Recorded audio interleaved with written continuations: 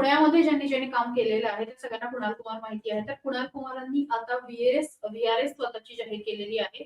स्वेच्छानिवृत्ती अचानक जाहीर केलेली आहे आणि खरं तर अजित पवार यांच्या गुडबुक मधले अधिकारी, लाडके अधिकारी असं त्यांना म्हटलं जातं. 2014 ते 2018 या काळामध्ये पुणे महापालिकेचे आयुक्त म्हणून कुणाल कुमार यांनी काम केलेलं आहे. अनेक वर्ष महाराष्ट्रामध्ये वेगवेगळ्या ठिकाणी काम केल्याचा ते अतिरिक्त आयुक्त होते. जळगावमध्ये काम केलेलं आहे. यासोबतच त्यांनी भंडारा, कोल्हापूर अशा ठिकाणी सुद्धा काम केलंय. गडचिरोलीमध्ये काम केलंय.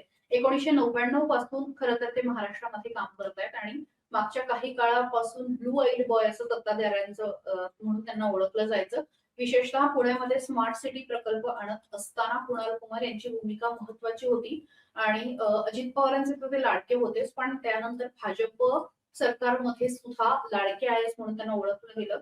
विशेषतः पुण्यामध्ये ज्या पद्धतीने त्यांनी स्मार्ट सिटी प्रकल्प आणलेला होता, ज्या पद्धतीने गाजावाजा केलेला होता, ज्या पद्धतीने तो राबवलेला होता, त्यानंतर त्यांना केंद्रामध्ये नेण्यात आलं आणि केंद्रामध्ये स्मार्ट सिटी मिशन जे होतं पूर्ण भारताचं, त्याचं प्रमुख म्हणून त्यांनी काम केलं होतं. त्यामुळे मोदी सरकारचा जो ड्रीम प्रोजेक्ट होता, तर त्या प्रोजेक्टचे प्रमुख म्हणून खरं तर कुणाल कुमार यांनी काम केलेलं होतं आणि आता ते मॅनेजिंग डायरेक्टर एमडी होते शिवशाही पुनर्वसन प्रोजेक्टचे. मात्र आज त्यांनी अचानक निवृत्ती जाहीर केलेली आहे आणि सरकारने सुद्धा त्या पद्धतीचा आदेश जो आहे तो काढलेला आहे.